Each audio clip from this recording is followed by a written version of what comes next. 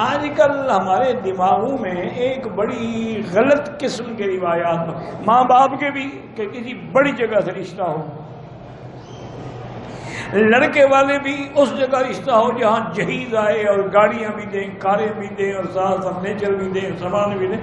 اس لیے جب ہم نے یہ جھوٹی انا بنا دی ہے تو رشتے ہونے ختم ہو گئے۔ اگر صحیح معنی میں اسلام پہ چل کے، جیسے حضور نے فرمایا کہ آدمی رشتہ کرتا ہے کسی لڑکی سے یا تو اس کے جمال کے لیے کہ خوبصورت ہے، یا اس کے خاندان کے لیے، یا اس کے دین کے لیے، فرمایا فاختر ذات الدین، دین والے کو ترجیح دو۔ دین والوں کو ترجیح دو تو کوئی مسئلہ مشکل ہے ہی نہیں، ایک منٹ میں حل ہو سکتا ہے۔ کوئی پاکستان میں، ہندوستان میں، بنگلہ دیش میں، ہر جگہ اللہ کے دین کے مدارس ہیں، مدارس البنین بھی ہیں، بنات بھی ہیں، لڑکوں کے بھی ہیں، لڑکیوں کے بھی ہیں۔ تو اگر آپ کسی مدرسے کے محترم کو جا کے بتائیں کہ میری یہ غرض ہے تو فوری طور پہ انشاءاللہ حل ہو جائے۔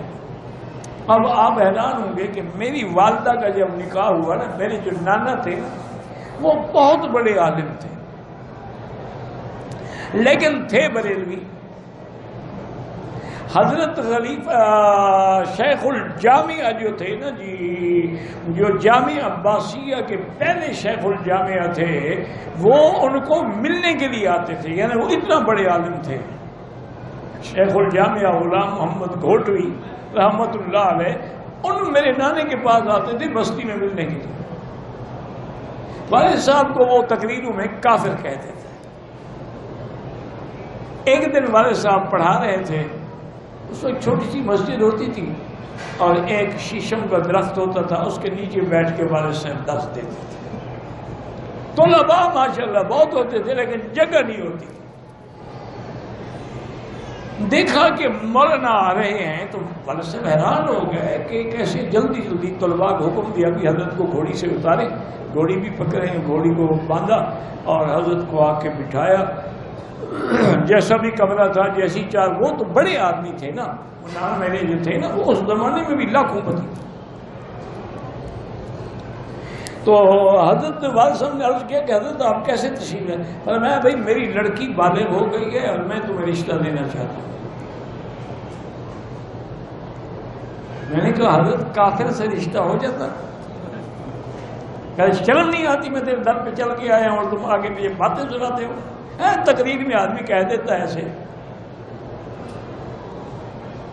تو یہ لوگ تھے کہ بس بالغ ہو گئی، میں ایک رات بھی اب اس کو گھر میں رکھنے کے لیے تیار نہیں، فوراً نکاح کرو اور اپنی بیوی کو لے آؤ۔ حضرت میں کہاں لے آؤں، میرے پاس جگہ ہی نہیں ہے۔ فرمایا بس ایک کمرہ اسی طلباء سے خالی کروا دو۔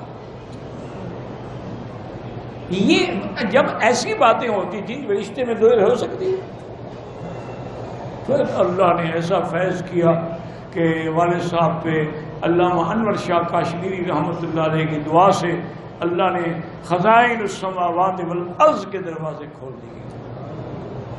والد صاحب فرماتے تھے کہ دولت دروازے توڑ کے نہیں آئی، میرے پاس تو پھاٹک توڑ کے آ رہی ہے۔ اتنا بڑے امیر بن گئے پھر ماشاءاللہ۔ آپ یقین کریں کہ میں حرم میں بیٹھا ہوں، میری جب شادی ہوئی مجھے پتہ نہیں تھا۔ والد صاحب نے ظہر کی نماز میں تمام جماعتیوں سے کہا کہ بھئی آج عشاء کے بعد ہر آدمی اپنے گھر میں جو بھی پکا ہو لے کے اکٹھے بیٹھ کے کھانا کھائیں گے۔ تو شام کو 100-150 آدمی لے آیا، کوئی کچھ۔ فرمایا آج میں اپنے بیٹے کی شادی کر رہا ہوں، یہ اسی کی برات کی خوشی میں ہے۔